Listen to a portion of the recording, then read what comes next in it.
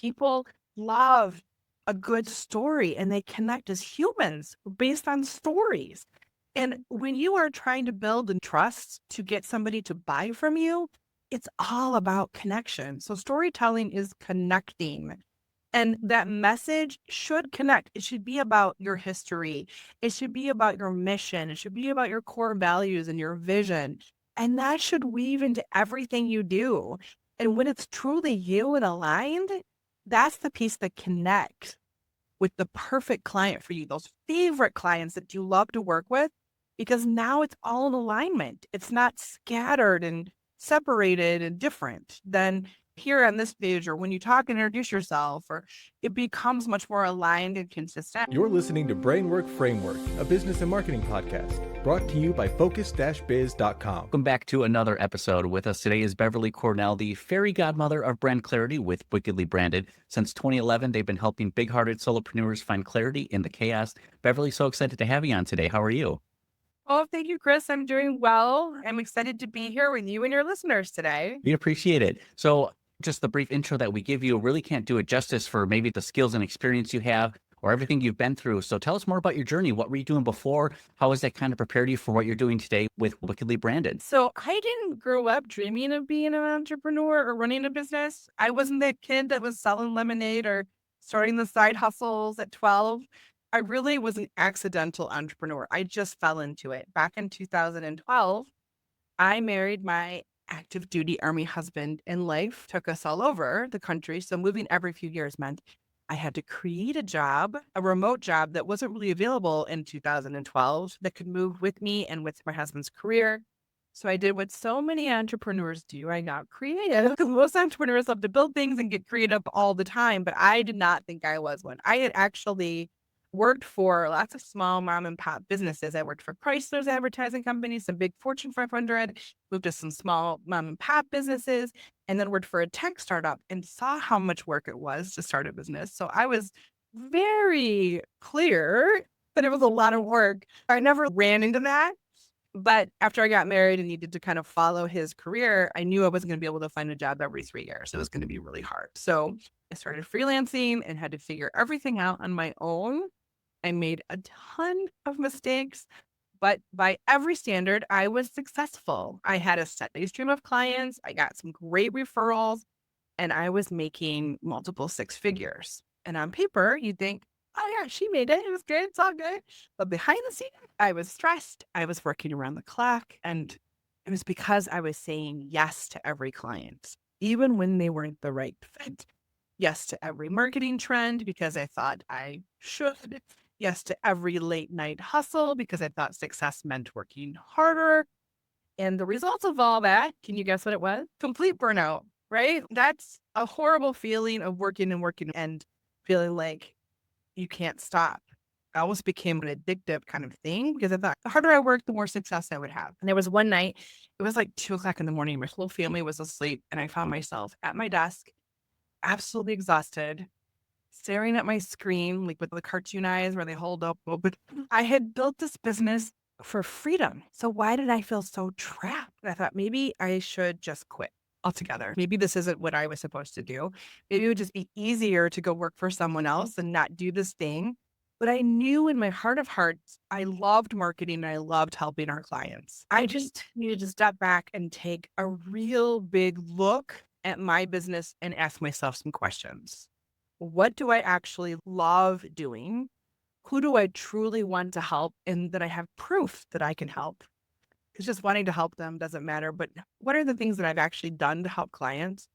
And what kind of business do I want to build? Meaning, like right now, it's an amazing opportunity. You can build the exact business that works for your life right now more than ever. All the remote capabilities, all the tech that's out there. You want to work from 12 to 4? You can have that business. Like you can create whatever kind of business you want. And that's a little overwhelming and scary to think about. But that moment changed everything. Taking that time, really stepping into what do I actually want? Who am I? It was like a business midlife crisis. It's true, though. We have those moments. They're huge moments, 2x4s to the head, right? You need to do something different or this is going to be a very bad outcome.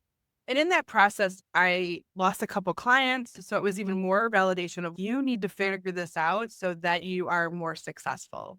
Those failures felt really stung. They were really hard for me to take. But what I learned from that was maybe we should never have even had them as a client in the first place. They weren't in our flow or what we were supposed to be doing. But I said yes for the wrong reasons. And I realized I was like dragging them across the finish line, and that was not healthy for anyone. So I started to follow the advice that I was giving to my clients. I let go of the clients that weren't a good fit, which was really hard because that's money, right? I was like, honey, just so you know, that's what I'm doing. But he was all in. And I stopped doing the work that just didn't light me up, it didn't bring me joy. I looked at all the drivers that made me excited and all the drainers that sucked my soul.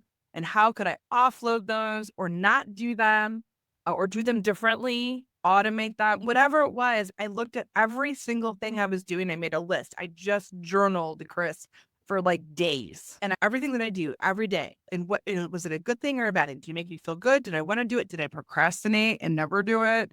And I looked at all of those things, and I got crystal clear on what made me different. For years, I never really was able to put into words what we actually did for our clients. My husband used to say, "You're so much more than a marketer." And I was like, well, okay, what does that mean? And I think it's kind of the cobbler's kids with no shoes. You never take the time to do that. So I really lean into what we actually do. I've used words like we're like a marketing therapist. I've used words like the fairy godmother of clarity, because we aren't just a marketing strategist or tactician. We do far more for our clients. And when we got really clear, Chris, it was something unlocked, the doors opened, and the business finally took off. It's like you finally got excited about business again because you were having this moment, as you said, a midlife business crisis where suddenly you're reevaluating everything you've been doing and want to do moving forward. But it's those critical moments where it's really going to be our defining moment. Okay, do we continue the same path we're on? Do we make these changes? Do we find what's driving the business? Do we find what's hurting the business? And our level of success can be different. People want financial freedom. People want time freedom. And we find ourselves kind of getting stuck into this never-ending rat race of continual success. Can I go bigger? Can I go stronger? And then finally using our own business advice that we give to our clients and using it on ourselves and said, why don't we walk the walk instead of just talking the talk? And that's a big difference and moment for a business to have that transition. It was like the lights finally came on. I think I used the analogy earlier of like, I felt like we were wearing clothes that didn't fit us. And then finally, when we got into how we were supposed to show up and how we do show up for our clients, it's like we had the best new outfit ever. Like the first day of clothes for school, we felt really cute and cool. Always excited to show off what cool new clothes you had. That's what it felt like for us. We took a lot of time to work on all of those things, and sitting in our zone of our passion and everything. That's our zone of genius. That's where we knew we needed to be. And why it felt so hard was we were kind of fighting against forces before then. So when we did all of this, that's when my business finally took off, legitimately. It was a lot of work and a lot of like 3 a.m. stressful nights. But now it's 3 a.m. and holy crap, I have all these ideas and all these things that I want to do. It's like a totally different shift of where we're supposed to be. Right. You're up at 3 a.m. not because you have to or you feel that you need to, but because you want to. You're excited. You're like, I'm really deep into this project. I can't even close my tabs right now. I'm just invested into it. Oh, my tabs. I have so many tabs, Chris. All the tabs. Oh, that's right. My husband actually said one day, if that's how your brain works, I don't even. How do we even keep track of it? I also feel like when we're doing video podcasts, if the tab gets lost in the mix of other tabs, it becomes a game of Marco Polo. Like, hello, I'm over here.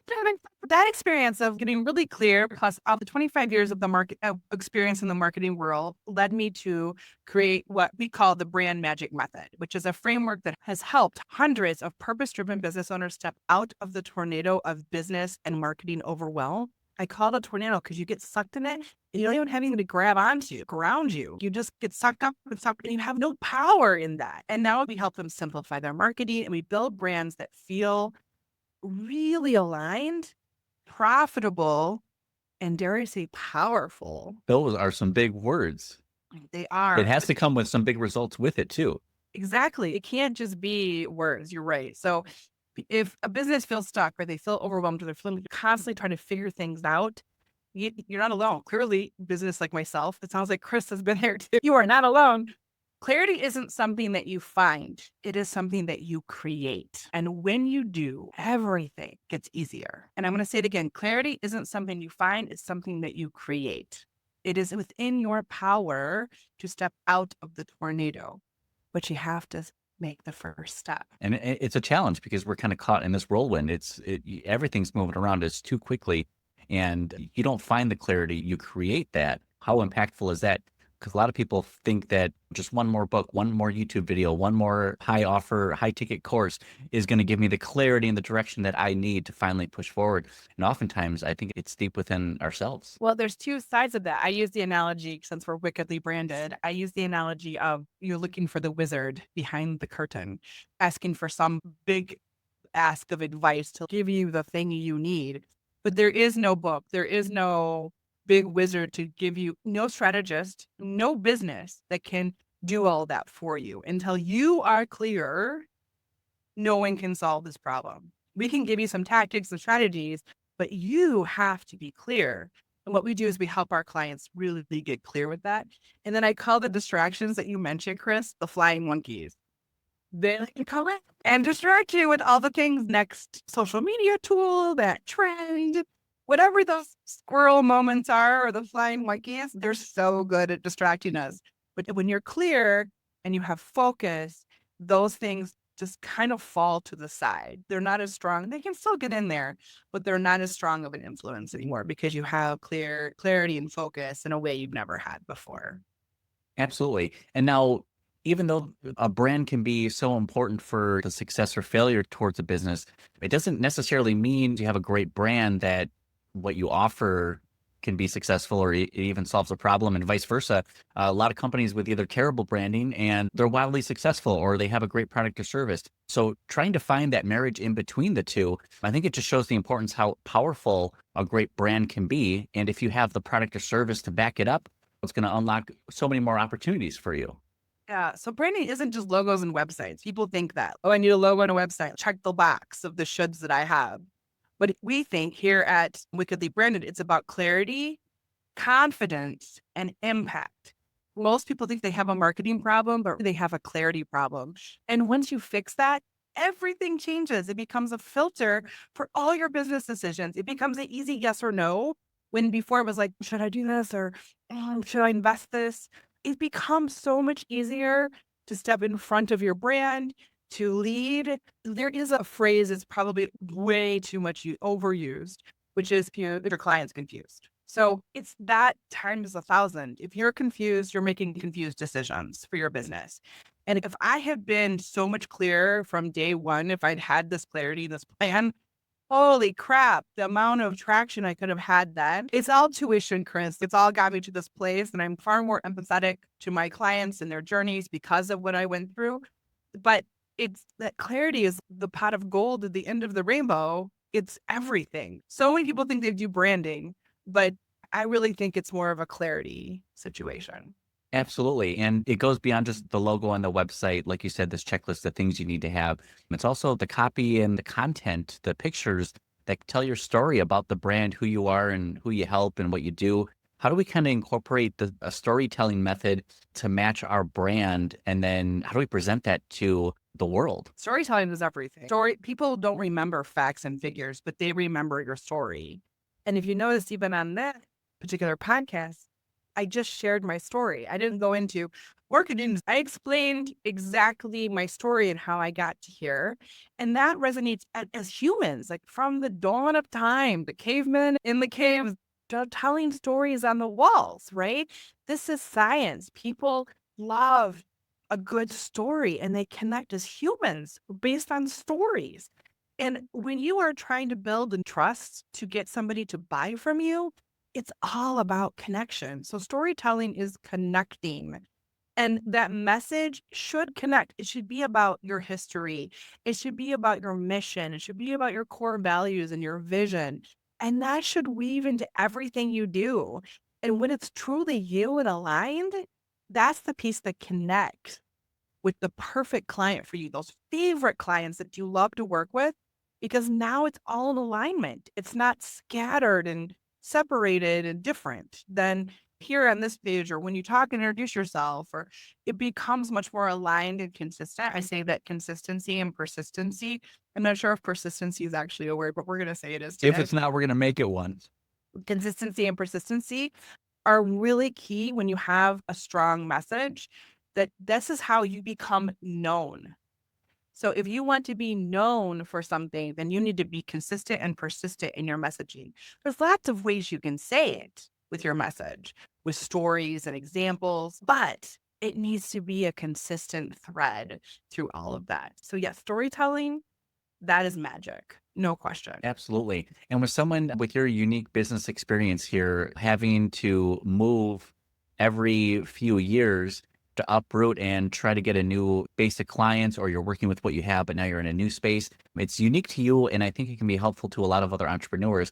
How do you manage getting new clients and building that book of business, even though you're moving everywhere? Are you running ads? Are you doing SEO? Is it focused on relationships, networking? What's been most effective for you in building your business? So our business was really built on referrals. Thankfully, we've done a good job and people have referred our work out. It's definitely all about connections and networking, just that human experience. We have done ads. We've tried everything, just like everybody else probably.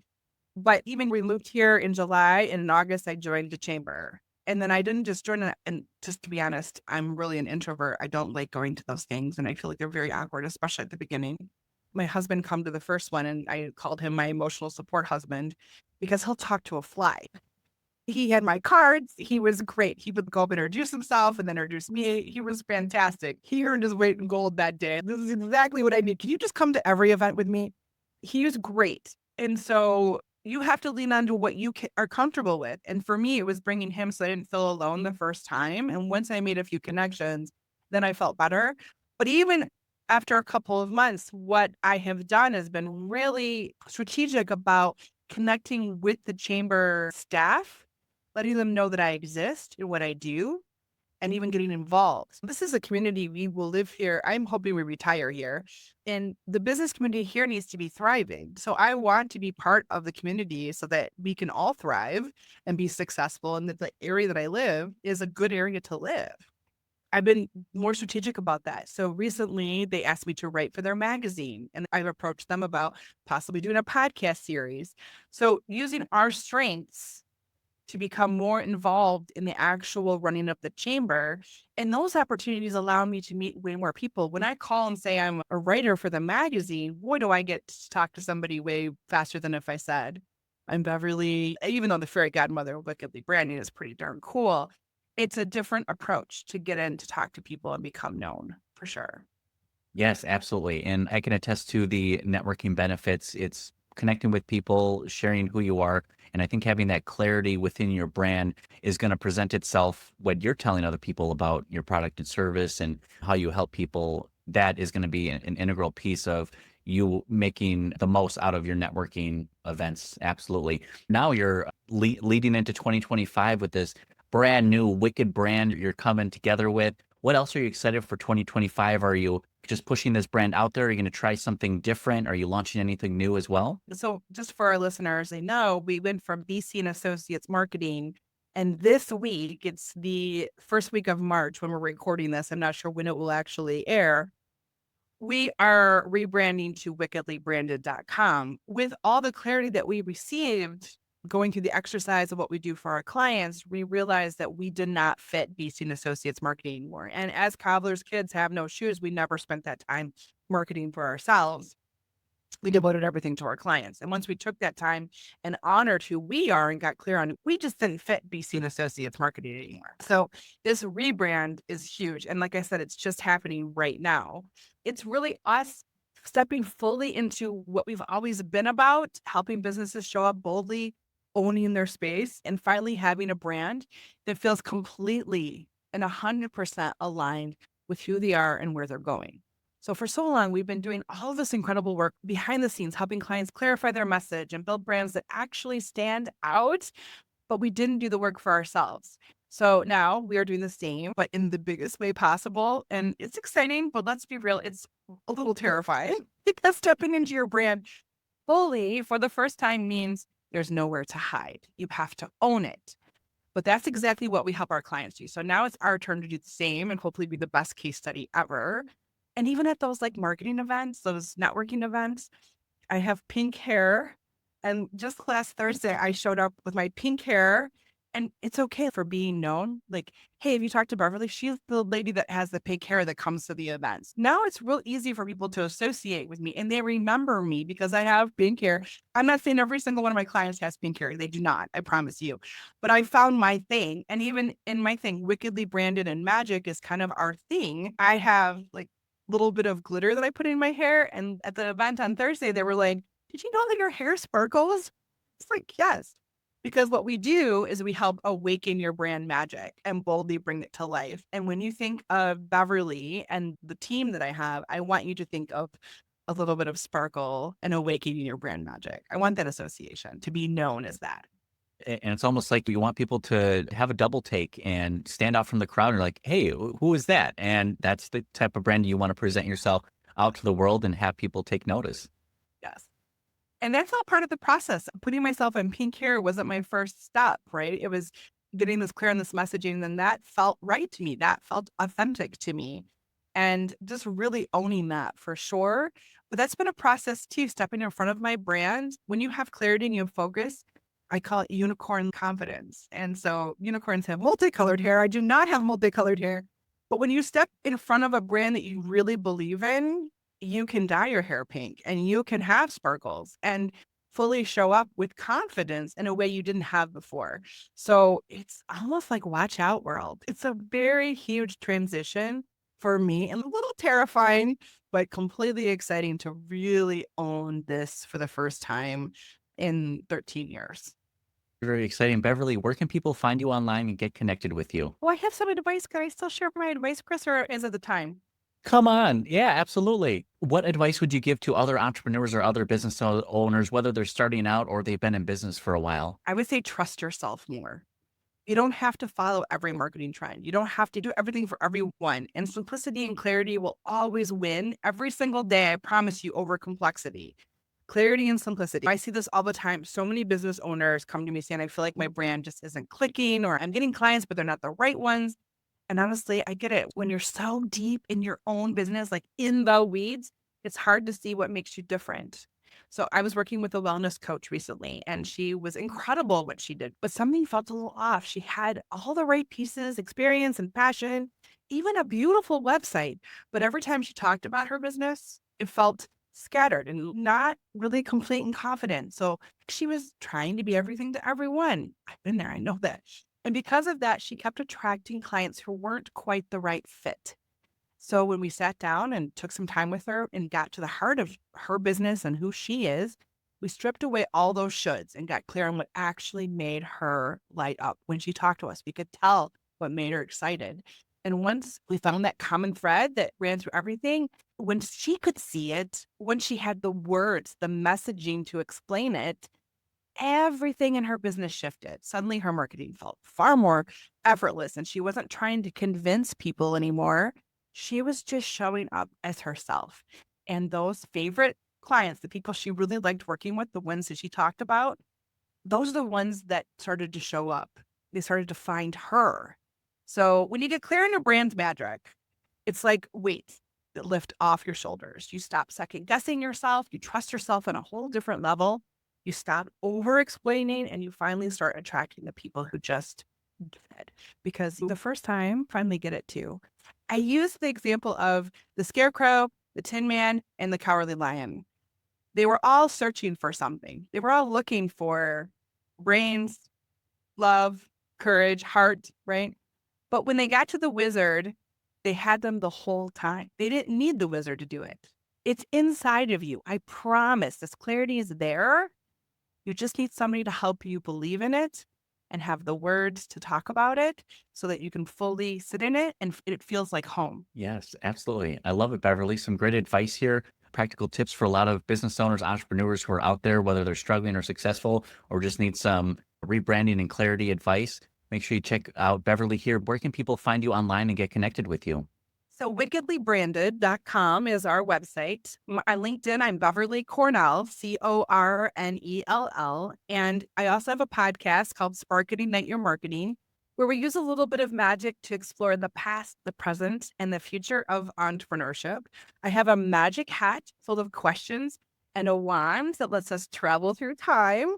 We step into some really pivotal moments in entrepreneurship, those game-changing decisions that we all make in our businesses. And we talk about those unexpected detours, the sparks of inspiration that shape all of our businesses. Hopefully, we'll talk about purpose and impact. So if you love a good story and you crave a little bit more clarity, or just want to feel like you're sitting down with a friend who gets it, I'd love for you to join me. We're on all the different platforms, including YouTube. Excellent. And we'll have all those links available down in the show notes and the description so everyone can check those out. Beverly, we want to open the floor to you. We have 4 minutes available. Is there anything else we haven't discussed yet? Maybe advice, books, or YouTube or podcasters you follow that you want to recommend to others? Just an open floor for you. So before we started this interview, Chris, I grabbed my wand. This is something that I carry with me, and I actually have it in my bag when I go to events and different things. This wand, it doesn't create magic, but it does awaken the magic that's already there. So if you're ready to awaken your own brand magic, I would love to help you. You can book a fit call. It's absolutely free, no obligation on wickedlybranded.com. But the one thing I want everyone to remember, all of your listeners, is you already have everything inside of you. The magic is there. You are absolutely brilliant and wonderful and amazing. And the people who are supposed to find you are just waiting for you to show up, just waiting for you to awaken your brand magic. So I love helping those purpose-driven entrepreneurs find their magic, really sit in it and magnify the good things that they do for people, because we need more good in the world always. And I would want to really encourage you. There's lots of books that I love. The Gap in the Gain, focusing on your gains versus the things that you don't have. There's so many great things, but I think there's not some magical wizard to give you all the strategy, and there's not all those distractions, like those flying monkeys that can get in the way. It really starts with yourself. Some great advice, Beverly. We appreciate you coming on. Congratulations. So exciting to watch your rebrand as you're pushing yourself out there with this new messaging and new life and excitement towards your business and helping others find that passion as well. Appreciate the time and thank you for coming on. Thank you so much, Chris. I'm so happy to be here with you. Absolutely. Thank you.